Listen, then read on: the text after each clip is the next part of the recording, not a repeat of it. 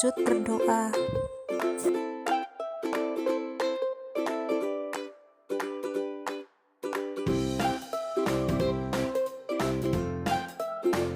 Setelah selesai berdoa, saya lanjut bangun, menghidupkan lampu dan membuka jendela agar udara pagi masuk. Setelah itu, saya lanjut mandi. Setelah siap mandi, lanjut saya memilih outfit atau pakaian yang akan saya pakai pada hari itu.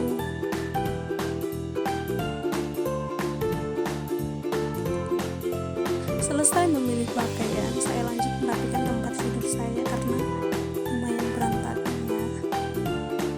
Setelah selesai membereskan tempat tidur, saya lanjut menyapu tipis-tipis nih guys, biar nanti saat pulang kuliah kamar saya tidak terlalu jorok.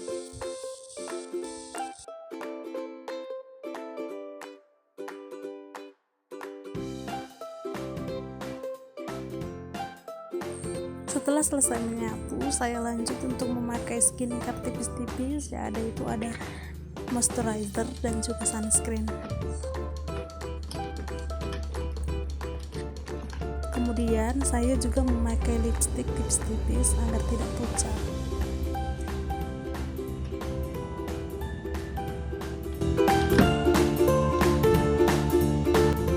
Setelah selesai semua kegiatan, saya lanjut mengambil sepatu dan memakainya lalu pergi kampus.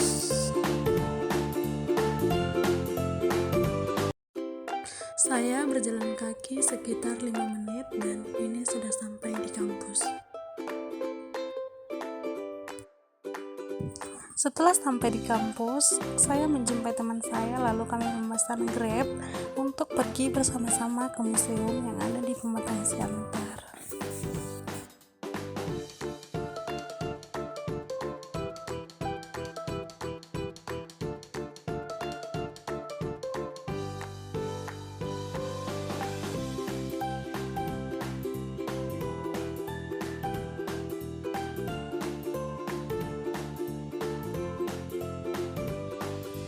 Nah, di sini saya sudah sampai di museumnya. Mari kita lihat dan nanti akan saya berikan informasi yang lengkap mengenai atau apa saja yang ada di museum ini ya. Jangan di-skip.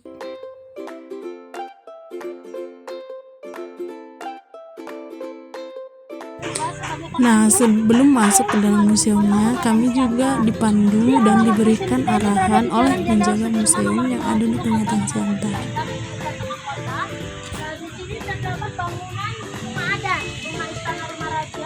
Yang disebut dengan rumah bolon, rumah tinggal raja beserta anggota keluarganya. Rumah bolon itu maksudnya rumah besar luas yang bisa diisi sampai 100 orang. Selain dapat kita melihat gedung bangunan Museum Ismail, kita juga terdapat koleksi batu-batuan deh. Salah satunya ini batu gajah. Jadi alat transportasi raja zaman dahulu adalah menggunakan gajah. Jadi sejarah asal-usul Siantar, Raja Nanggung, Biola, pendiri kota Siantar, Tuan Damani. Kemudian Raja Tanuh Jawa, Tuan Sinaga. Nomor 3 Raja Dolok Silau, Tuan Purbatambak. Nomor 4 Raja Paneng, Tuan Purbadasuha. Nomor 5 Raja Raya, Tuan Raja Saragi Garingging. Yang terakhir pula Tuan Raja Rondahain, Raja Saragi Garingging. Dan nomor 6 Raja Purba, Tuan Purba Papak, dan Raja Simakuta, Tuan Musta. Jadi batu-batu ini kita bisa masuk ke dalamnya ya. Kayu yang ditumpuk-tumpuk ke atas. Jadi di bawahnya itu ada batu ya, batu trapesium yang berwarna hitam. Itulah fondasi tiang itu agar tidak roboh. Jadi pembangunan rumah adat ataupun rumah tinggal rumah lumpuh tanpa memakai paku. Nah ini namanya batu nisan deh. Jadi kalau rajanya dulu meninggal, mereka diberi simbol atau disinilah tempat rumah tangga. Sedangkan ini namanya Panghulu Balang.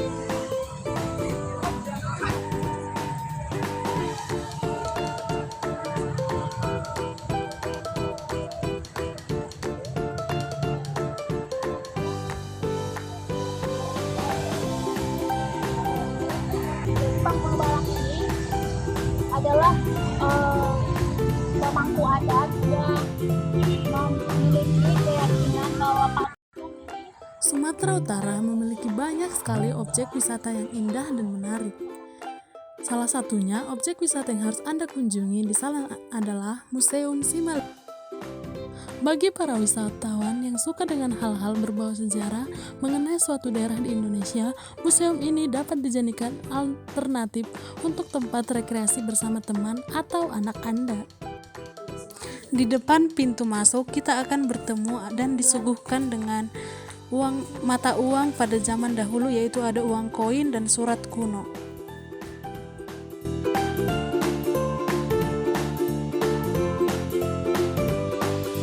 Setelah berjalan sedikit, kita akan disuguhkan dengan seekor beruang madu yang tepat di samping mata uang dan koin kuno.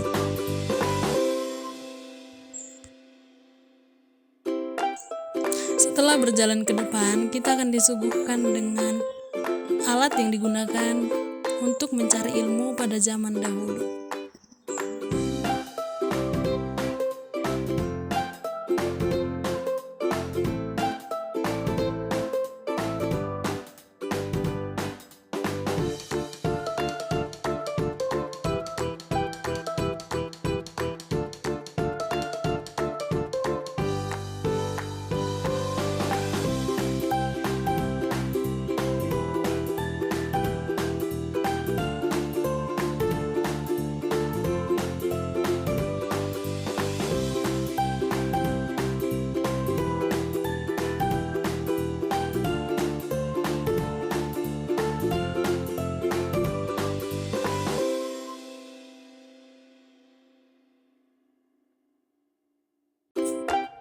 Pada perkembangannya, Rumah Pusaka Simalungun berubah menjadi Museum Simalungun dan dikelola oleh Yayasan Museum Simalungun yang didirikan pada 27 September tahun 1954. Di sini juga ada tongkat raja pada zaman dahulu. Museum ini mengalami perluasan, kemudian pada tahun 1982 dilakukan pergantian penyangga bangunan dari semula kayu menjadi beton. Museum Simalungun menawarkan wisata edukasi yang menyajikan 975 koleksi tentang seluk-beluk budaya Simalungun. Di museum ini, pengunjung dapat menemukan beragam benda peninggalan sejarah dari zaman kerajaan, mulai dari senjata, pakaian adat, dan masih banyak lainnya. Koleksi utama museum ini terbagi atas 6 jenis, yaitu koleksi etnografika, yaitu peralatan rumah tangga. Yang kedua, koleksi keramikologis, yaitu jenis porselen buatan Cina, Honan, dan Spanyol. Koleksi yang ketiga ada numismatika atau mata uang. Yang keempat, koleksi naskah kuno, naskah yang berisi tradisi lokal dan ilmu astrologi serta ilmu ramuan obat tradisional. Yang kelima ada koleksi arkeologi atau aneka arca. Dan yang keenam, koleksi kerajinan tangan atau ornamen yang bahannya terbuat dari kayu. Mayoritas koleksi di Museum Simalungun adalah benda pusaka yang disimpan para raja dan beberapa sumbangan dari tokoh masyarakat adat setempat. Di sini juga kita dapat melihat ada beberapa alat yang digunakan untuk berburu, yaitu ada bubu, pisau torjang, tombak, dan parang. Lalu ada juga durung dan juga jala. Lalu ada hulangat atau ranju. Bentuk bangunannya cukup unik karena menyerupai rumah tradisional dan untuk masuk ke dalamnya harus menaiki tangga. Di Museum Simalungun, para pengunjung bisa belajar banyak soal kesenian, sistem mata pencaharian, hingga jejak antropologi salah satu suku asli penghuni Sumatera Utara tersebut. Para pengunjung akan disuguhkan dengan sejarah perjalanan suku Simalungun dari masa ke masa.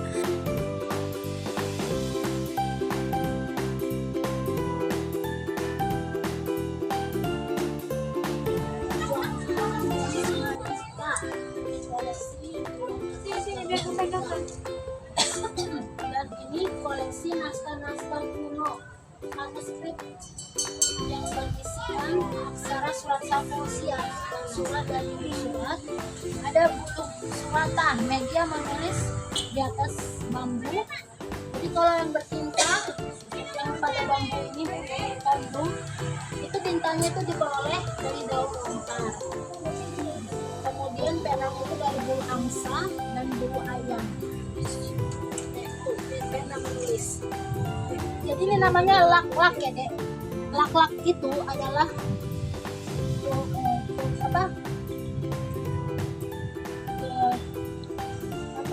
lak-lak itu tulisan yang ditulis di atas kulit tongkat kerajaan, dan yang tiga lagi itu tongkat yang barukan tongkat bersih oleh bebek.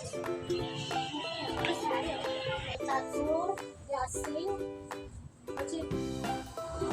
kemudian permainan berhubung, permainan rakyatnya dulu ada sepak otang, otang itu sepak takraw, ada juga beberapa permainan cumi itu sedang cumi lempar itu udah ada. Ini gasing, pukung ini permainan teka-teki cerdas tangkas. Pukung adalah permainan cerdas tangkas di mana setiap anak memegang satu pukung. Jadi tali pada rotan ini dililitkan sesulit-sulitnya. Pemenangnya siapa lebih awal meroskan ke semula adalah pemenangnya. Ada juga pipa rokok deh itu. Pipanya, dan ini batil nomor 13, wadah tempat daun tembakau. Dan ini peralatan martonyon.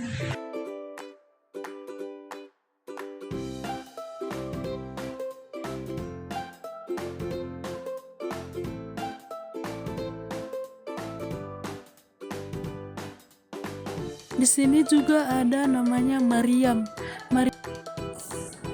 Di sini juga ada alat-alat yang digunakan saat bertani pada zaman dahulu, yaitu ada sasabi, kis-kis, garu, parang, dan guris.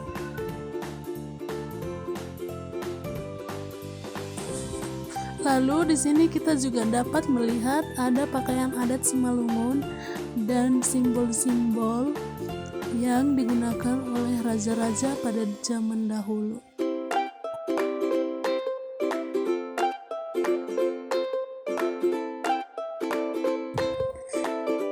Setelah berjalan, kemudian kita juga akan melihat ada yang namanya losung atau andalu. Losung adalah andalu ini digunakan untuk menduda atau menumbuk beras pada zaman dahulu kala. Kemudian di sini ada peralatan rumah tangga dan piring cantik yang biasa digunakan oleh raja-raja.